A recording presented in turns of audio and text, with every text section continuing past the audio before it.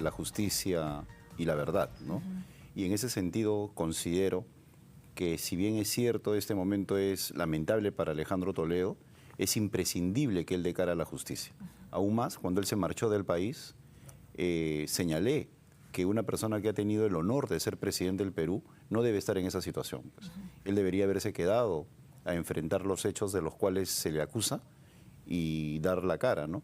Cosa que espero que a partir de ahora, dado que uno de los delitos es el de colusión, se sepa toda la verdad y hable con absoluta apertura respecto a todas aquellas que podrían estar involucradas en estos lamentables hechos de corrupción.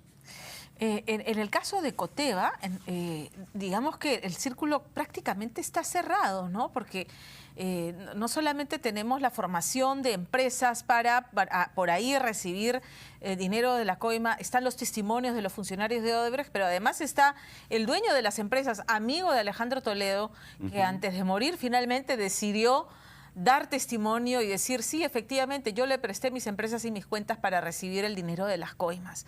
Así es, pero en el caso de esta extradición, hay que tomar en cuenta de que es por la interoceánica. Correcto. En todo caso, habría que ver, no tengo la seguridad del caso jurídicamente hablando, que se pueda tratar otros temas aparte de aquellos por los cuales se permite la extradición, tal y como sucedió con Alberto Fujimori. En todo caso, acá se pueden seguir desarrollando los casos. El caso de Coteva fue la razón por la cual yo renuncié, ¿no? Yo fui una de las personas que señaló, creyendo en Alejandro, que el tema de Coteva era un tema de indemnización del Holocausto, que los fondos habían llegado de allí. millones de dólares. Inclusive con una colega tuya tuve la oportunidad de viajar a Stanford y sobre ese tema, y luego se determinó que no era así.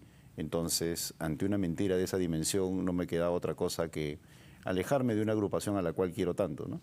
¿Y mantuviste contacto con Alejandro Toledo luego de este apartamiento en el ámbito político? No, en ese tiempo ya no. Ya no. Lamentablemente ya no. Inclusive en el año 2016, que fue la última vez que él postuló, yo postulé por otra agrupación y fui congresista por Peruanos por el Cambio, y él quedó en sexto o séptimo lugar con Alan García, que dicho sea de paso es otra de las personas que también en esos momentos estaría detenido si es que no hubiera también sería inquilino de acabado con su vida, porque iban a detenerlo en esa mañana los de la DIVIAC.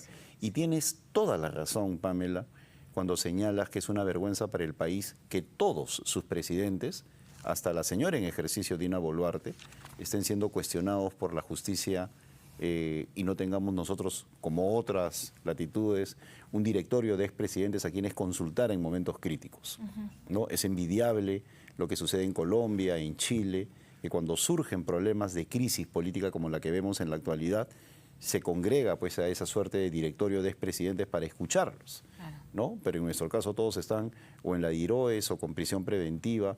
Es realmente vergonzoso, ¿no? Alejandro Toledo debería tener el beneficio de seguir el proceso aquí en libertad, o dado que fugó y que hay gran cantidad de elementos en su contra, debiera venir y cumplirlo en prisión preventiva. La prisión preventiva yo creo que va a ser la figura que va a primar, pero no necesariamente en la DIROES. Tenemos los antecedentes de Aníbal Torres y de otras personas que frisan los 80 años, y Alejandro Toledo, al ser una persona ya mayor, podría darse el caso que se dio con Pedro Pablo Kuczynski de otorgarle prisión domiciliaria, ¿no? Yo creo que ese va a ser Creo que en su breve destino. cumple 79, 78 años. 77. 77. 77 años cumple ahora, en marzo. Y en el próximo mes, en marzo, cumple 77. Alberto Fujimori es mayor y está en prisión. Pero está condenado. En el caso de Alberto Fujimori está condenado, en el caso de Pedro Castillo es una prisión preventiva y la edad no lo ayuda, y estamos hablando de un golpe de Estado que es flagrancia, y en el caso de Alejandro Toledo está siendo investigado. Entonces, si bien es cierto, hay pruebas que señalan su culpabilidad, que él tendrá que aclarar y que enfrentar, también es cierto de que no hay una determinación final de los jueces. Y no se sabe si vendrá en 8 días o en 8 semanas, ¿no? Se estima 8 semanas, yo la verdad no sé, y quisiera consultar con Omar Chejade va a estar acá y quizás nos pueda aclarar, porque él participó como en el jefe del equipo de procuradores que logró la extradición. ¿Cómo se le dará trámite a este recurso que anuncia el abogado del expresidente de Alejandro Toledo? Dependerá mucho del sistema de justicia, ¿no? Ya tomó cartas en el asunto el Ministerio Público, pero yo creo que es una función en la cual tiene mayor peso tanto la Cancillería como el ministro de Justicia, que fue como, utilizando el antecedente de Alberto Fujimori, fue como operó en esas circunstancias. Correcto. Y ahora, más allá de ese escueto tweet o par de tweets de la Cancillería, que en el fondo no dice nada, No yo creo dice que nada. podrían tener una actitud mucho más firme para lograr esa extradición, porque como te digo, es una cuestión de sanación del Perú. Acá no se trata de odiosidades. Yo en el fondo lamento lo que le pasa a Alejandro, realmente lo lamento. Yo he sido ministro, él me dio ese privilegio, pero lo que sucede con el Perú ya es una cuestión dramática hasta el día de hoy, ¿no? Si el Perú está como está, es por la política que tenemos. Cuando hablo de la política que tenemos no son las actitudes, sino el elenco político. Mira lo que sucede en el Congreso cuando se jactan de que 190 soles es poco para lo que ellos requieren, Claro. o que se nieguen a ver la realidad y no querer el adelanto de elecciones, y que tengamos una presidenta que nos está meciendo, que presente un proyecto de ley para adelanto de elecciones, lo promete al país y luego su premier, en lugar de respaldarla, dice no, no va a renunciar, ¿no? El señor Otárola. Sí, entiendo. Antes de pasar a ese tema, has mencionado algo importante. Alejandro Toledo, qué bien que venga, o sea, tiene que venir. El Departamento de Estado, además, aprueba una extradición con la certeza de que se han cumplido con todos los procedimientos y se ha respetado el debido proceso y que hay suficientes elementos de convicción para que el señor sea regresado al Perú a ser juzgado. ¿No es Así cierto? es. O sea, no siendo un tema que pudiera afectar las relaciones bilaterales entre Estados Unidos y Perú, se han tomado años para asegurarse Pero de que por es así. supuesto, mira, ahí está equivocada, Pero- la dice Chaís. Ya, Completamente equivocada. Desde un principio, por lo que tú acabas de señalar, se dijo que el proceso de extradición podía durar entre 5 y 6 años, porque Estados Unidos no es un país que toma las cosas a la ligera, ¿no? Igual el señor Rafael Vela está equivocado cuando dice ya debe saber. El señor Vela cree que en Estados Unidos son como en el Perú, que uno se entera por los medios de comunicación de que está siendo acusado. Entiendo que ha dicho que ya habría sido Obviamente, él ya habría ha sido notificado ¿no es antes cierto? de. Claro, ¿no? de que Antes se haga público. Y para que ellos concedan la extradición es porque han hurgado, han preguntado, han averiguado, han leído los expedientes, entonces dice, proceda, ¿no? Y existe la certeza de que sí Claro. debe ser juzgado. Ahora, lo que tú has dicho, Juan, es que venga y además hable y diga, o sea, ¿quiénes más durante Por supuesto, mira, él está participaron actuando de como estos pararrayos, ¿no? Y en ese sentido yo considero que si bien es cierto él puede haberse coludido directamente con los de Odebrecht, para que eso se materialice, tiene que haber alguien que sabe qué es lo que está pasando. Por eso yo creo que el impacto político de su presencia acá es lo que va a generar una serie de temores. No es solamente lo jurídico. No, claro, claro. Y que me imagino, esperemos, pues la Procuraduría y la Fiscalía esté tomando las previsiones necesarias respecto a esos posibles sospechosos en el entorno que pudieran en estos momentos estar preparando maletas para irse. Claro, efectivamente, porque ellos ya deben tener información, los codinomes que nunca se enteró Correcto. uno, ¿no? Cosas de ese tipo, ¿no? Correcto. Y definitivamente hay gente que ha tenido que operativizar lo que él hizo, ¿no? Utilizando un horrible verbo que no existe, pero para ser coloquial, operativizar. De acuerdo. Ahora, hablábamos de esta situación en la que nos encontramos y la respuesta nuevamente, ¿no?, de la Cancillería desde el gobierno como muy tibia cuando se requiere en todos los ámbitos. Conversaba con Pedro Cateriano, las respuestas y la actitud del Estado peruano frente a Petro, frente a AMLO, su resistencia a entregar la presidencia pro tempore, el silencio de Colombia y de Chile respecto a esta Mira, resistencia. lo que pasa es que Dina Boluarte es una presidenta, y esto lo digo con respeto, con complejo de inferioridad política. Mira, yo ayer tuiteé un asunto porque me llamó muchísimo la atención. El presidente Biden visita de manera clandestina Ucrania. ¿Y qué hace Putin? Conferencia de prensa de inmediato, el día de ayer, ¿no?, que ha sido noticia mundial, a contestarle a Biden de presidente a presidente. Acá, con el Perú, hacen lo que se le da la gana. Y encima, la Cancillería de Colombia, y mira, tú sabes que yo me he educado en Colombia, quiero mucho ese país, pero tengo que señalarlo, la Cancillería de Colombia se burla del Congreso peruano cuando los ningunea, ¿no? El Congreso del Perú hace una nota simbólica, declaramos persona no grata al señor Petro, ¿y qué contesta la Cancillería de Colombia? Es un gesto político, no afecta nuestras relaciones. Ahí se le requiere una respuesta contundente en los términos diplomáticos de Lo que pasa es que Torres el Congreso, en su afán de figurar, no hace lo que tiene que hacer. ¿Y qué es lo que debería haber hecho el Congreso? Señora Canciller, venga acá. Señor Premier, venga acá. ¿Por qué no le contesta a la presidenta? Porque no pueden llamar a la presidenta. Pero es que este ¿Por qué no le Congreso, contesta a la desde que se presidenta del instaló, Congreso? ha abdicado de su función de fiscalizar. Como están Del desesperados mismo por el modo, selfie. tampoco han citado al ministro del Interior ni al ministro de En Defensa absoluto. por las víctimas mortales, que son 60, en la represión. Yo entiendo que el país está dividido entre los que dicen mano dura porque esta gente es terrorista, y los que reclamamos que efectivamente se tiene que tomar el control, pero se tiene que investigar, y cuando hay 60 víctimas mortales se tiene que investigar y el Mira, Congreso la mano no puede dura negar. jamás ha funcionado en un país democrático. Si no quieren que llamen autoritario a este gobierno, ¿no? Si les molesta que lo llamen autoritario, dejen actuar con mano dura. Las democracias, y ahí está el ejemplo colombiano y chileno, funcionan sobre la base del diálogo o el consenso. Pueden tener problemas sociales de manera inicial, como pasó con el presidente Duque, pero luego se llega pues a un acuerdo político y las cosas se calman. Pero si acá le dices no a la Asamblea Constituyente, no al adelanto de elecciones, no a la posibilidad de hacer protestas, no a todo, no a las marchas, etcétera, etcétera, ¿qué generan? Las válvulas de escape de la democracia se tapan y entonces generas un conflicto social. Un carnaval no hace verano, pues, o sea, parafraseando, una golondrina no hace verano. Ellos creen que porque en Cajamarca había un carnaval fabuloso, las cosas se han calmado. Qué equivocados están. Todos los meses de febrero de todos los años no hay protestas. Y eso lo ha escrito muy bien Fernando Rospigliosi en más de una oportunidad. Por los huaicos, por el verano, la situación estival, las vacaciones, los chicos no van a la universidad, etcétera, etcétera, no hay protestas. Entonces, desde el mes de marzo va a volver y vamos a encontrar a un señor como Tarola, provocador, absolutamente inútil para el momento actual, que sale a decir la presidenta no va a renunciar, echándole gasolina al fuego de los que piden su renuncia. Que parece ser como que forzar al Congreso finalmente a que haga las elecciones adelantadas, pero nos enfrentamos al escenario que siempre subyace desde el momento en que a los peruanos se les preguntó con Castillo en Palacio de Gobierno, ¿cómo salimos de esta crisis? Elecciones generales, no, elecciones adelantadas, ¿no?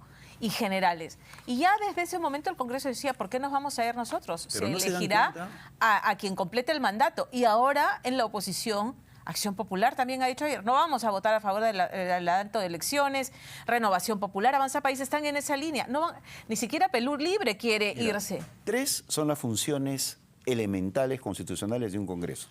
Representar en primer lugar, fiscalizar y legislar. Representar. Y este Congreso no tiene representatividad de nada. Hemos visto conflictos a lo largo y ancho del territorio y ni un congresista puede ir a ese lugar, como yo lo he hecho en su momento, por ejemplo, a dialogar para generar paz social. Si ellos van... Claro, no hay. O sea, no de hecho, han quemado casas de congresistas en Puno. Claro, entonces, y a mí me lo han dicho periodistas de Puno, de Madre de Dios, acá no podría venir ninguno de los 130. Perdóname, para completar la idea de lo que te decía, esta preocupación que subyace desde esa época en que se hacían las encuestas. El chocolateo va a ser entre más de lo mismo. Y ya hemos hablado de todos los presidentes que van a ir a ocupar la Diroes o algún otro establecimiento penitenciario y otros que están, ¿no?, sentados en el banquillo de los acusados en el Poder Judicial. Más de lo mismo hay quienes dicen, Fernando Tuesta me lo decía, pero por lo menos destapas un poco la olla a presión, dejas que escape un poco de esa, ¿no?, de esa ira. De válvulas de escape, porque mira, lo que va a pasar, y no se dan cuenta esos señores parlamentarios, que si tú tapas la posibilidad de la asamblea, perdón, del adelanto de elecciones, sí, lo único que van a generar es que los voten a patadas y encima hay asamblea constituyente.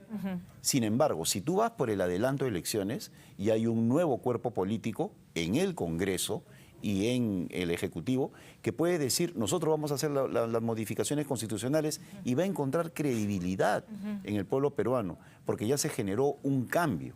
Pero ahora no se le cree a la señora Boluarte, insiste en decir que no va a renunciar a través de su premier, nos mienten de una manera descarada o utilizan a la política de una manera realmente perversa cuando ellos dicen, haremos lo que el Congreso quiera. Dime, Pamela, ¿en dónde se ha visto que el Ejecutivo presente un proyecto de ley y diga, haremos lo que el Congreso quiera?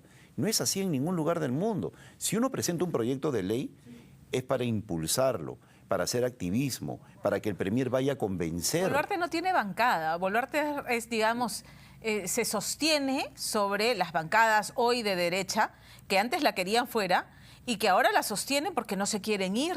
Entonces, está sostenida, es una inquilina precaria entre la derecha y la extrema derecha. Pero mira el show que hacen, ¿no? Invitan a todas las bancadas sin agenda. ¿Dónde se ha visto que un presidente plantea una reunión sin agenda? Y por otro lado, con un montón de personas que lo único que hacen es agarrarse a codazos para salir en la foto. Ya el tiempo de las cumbres, solo con los líderes, en el Perú es histórico. Ya no existe. Ahora cada uno va con sus 3, 4 acompañantes, que van por gusto, pero van. Pero lo peor es que no tienen agenda. No puede ser que salga el señor López Aliaga y diga, he hablado del municipio. Salen los de Somos Perú a decir, estamos pidiendo el adelanto de elecciones. Salen los morados, que renuncie. Salen los de Avanza País, que se quede hasta el 2026. Cada uno dice lo que quiere. ¿Por qué? Porque no hay agenda. Y el solo hecho que Otárola diga lo contrario a lo que dice la presidenta es que no es un premier para este momento. Si tú no tienes bancada, como lo dices muy bien, lo que haces es tener un gabinete de primer nivel que genere opinión en función de tus objetivos, pero ni siquiera tiene un gabinete de primer nivel. Lo más probable es que no prospere el adelanto de elecciones para el 2023. En el 2024, que permita, porque ese es el otro tema, que permita que otros partidos, otros líderes de organizaciones políticas logren expresión y logren participar. Y que se permita que haya efectivamente elecciones, las PASO, ¿no? Las elecciones internas, un militante, un voto, no sé, todo este tema del que se viene discutiendo, pero que también está siendo torpedeado al interior del Congreso, porque cuando se habla de tenemos que hacer reformas antes de las elecciones, tampoco alcanzan los votos para hacer esas reformas. Claro, lo que sucede es que en el Congreso no quieren irse y eso se sabe. Y por otro lado hay un criterio electoralista que perjudica mucho. Por ejemplo, el general Quiabra. Hasta hace unos meses él decía, nos vamos todos, ¿no? Cuanto antes. Pero cuando forma su partido, ya nos quedamos hasta el 2026. ¿Por qué? Porque él no podría competir. Lo mismo pasa con el señor Lucas Gersi, con los de Avanza País, con los que no pueden competir porque no están inscritos. Ese criterio electoralista, en el cual el principio se va acá por mi vocación electoral, por poder competir, el mismo PPC, ¿no? Salen a decir, no, tiene que ser el 2026, es lo que hunde al país, porque lo que se requiere acá, más que postular, es un cambio de elenco. Eso no da para más. La presidenta no tiene legitimidad. Se le acaba el oxígeno, porque yo también veo, o sea, yo no sé qué celebran, yo también veo esta ilusión que estamos viviendo de que las protestas ya pararon, no han parado nada. No han parado en absoluto, Puno sigue siendo el epicentro de la movilización. Y Madre de Dios, y luego se irán sumando otras regiones, cuando vean y luego que estamos en una mecedora permanente. ¿Y van a seguir sumándose muertos? O sea, ¿eso es lo que vamos a esperar? Claro, y lo que no se da cuenta ella es que no solamente va a tener que renunciar, que es lo mismo de no querer renunciar, una cosa es no querer y otra cosa es tener que renunciar, sino que con eso va a condenar al país a una crisis en la cual la Asamblea Constituyente va a caer por su propio peso, por su ineptitud. Si uno quiere evitar la Asamblea Constituyente, la mejor forma es esa válvula de escape de la cual te hablaba hace un tiempo del adelanto de elecciones y un nuevo elenco que tenga otra narrativa. Pero si tienes a un premier que en lugar de buscar consenso con esos sectores que piden adelanto de elecciones, dice no vamos a renunciar, entonces ¿para qué los convocan a Palacio? ¿Para qué hacen o sea, es tan ridículo todo? O sea, convocas a Palacio a un desfile de líderes políticos y la presidenta no va a renunciar, todo depende del Congreso. Pero como te digo, ese es el absurdo por excelencia. Por eso yo creo que en el Perú hay crisis de facultades políticas, entre ellas la de la Católica, donde está toda esta, que no se dan cuenta de esto elemental. No puede ser que un gobierno, el jefe del Ejecutivo, presente un proyecto de ley y luego diga que todo depende del Congreso. Entonces, ¿dónde está tu actitud? Entonces, ¿para qué presentan delegación de facultades? Mira, yo he sido ministro. Cuando yo impulso un proyecto de ley, voy y lo discuto en la comisión, porque quiero que salga adelante. Claro. Yo no me imagino un ministro que presente un proyecto de ley y diga que sea lo que Dios quiera o lo que quiere el Congreso. Es un saludo a la bandera. No se quieren ir y creo que se están sintiendo muy cómodos y que creen que el país puede resistir de este modo. Momento constituyente tampoco es. Hablemos brevemente de la izquierda porque ya tenemos que ir terminando, pero la izquierda cómplice del año y medio de gobierno de Pedro Castillo, que permitió ese desgobierno espantoso y que miró para el costado con las víctimas mortales que también se produjeron durante los bloqueos y protestas que hubo, que fueron 7 u 8 víctimas mortales. De esas nadie habla. Y me dirán, no puedes comparar con las 60. 1, 10, 60... todas son vidas y todas cuentan. No es cuantitativo, correcto. Y una izquierda que hoy nuevamente, ¿no?, está calladita. ya no dice nada, porque parece que todos están contentos con darle largadas para recomponerse, reacomodarse y llegar como sea el 2026. Es que es una izquierda que, igual que los expresidentes, teme ir a la cárcel.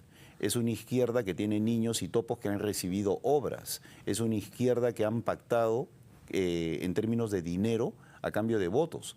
La señora Sada Goray decía que le había dado 5 millones de soles al presidente para que lo reparta entre 50 congresistas para la segunda vacancia. Bueno, a la Fiscalía habría que preguntarle quiénes son esos congresistas. ¿No? Entonces, ese temor a ir a la cárcel es la amalgama que une a estos parlamentarios de izquierda y también de los otros sectores. No es una situación noble, es el temor, no es el menú, es el temor a ir a la cárcel como consecuencia de los actos subrepticios que han tenido con diversos ministros. Estamos condenados. El adelanto del